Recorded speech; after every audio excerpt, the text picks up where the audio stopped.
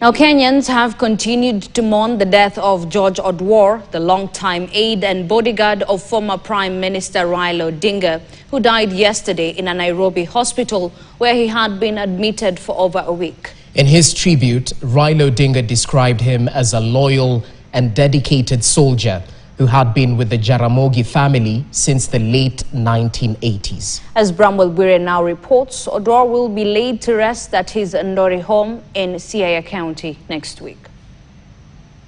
Mataunga mkono yule ambaye atateuliwa kwa njia ya kidemokrasia. George Oduor, a long-time aide and bodyguard to former Prime Minister Raila Odinga, died last evening at Nairobi West Hospital, where he had been admitted for about 2 weeks.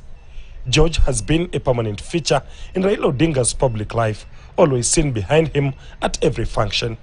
According to close members, Oduor has been part of Odinga's inner circle since the 1990s, reportedly joining his security team after the death of Jaramogi Oginga Odinga in 1994. He was the most known member of Odinga's security detail, having undergone VIP protection training both locally and internationally.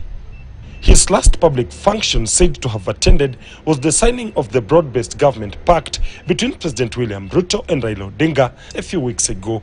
Among the dignitaries who have mourned Oduor is Raila Odinga himself, who has described his long-serving aide and bodyguard as a dependable rock who has always been present regardless of circumstance, not only to him but also to the larger Jaramogi Oginga Odinga's family.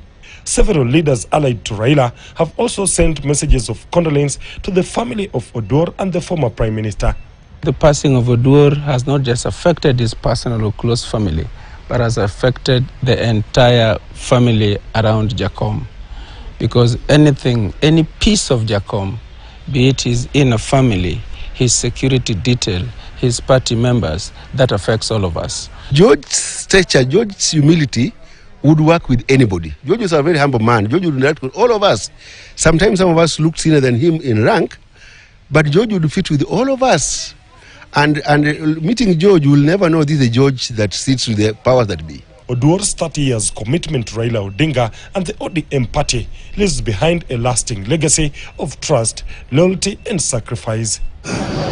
Earlier today, a short service was held in honor of the departed in Nairobi. It's difficult. Let's not pretend. It's difficult.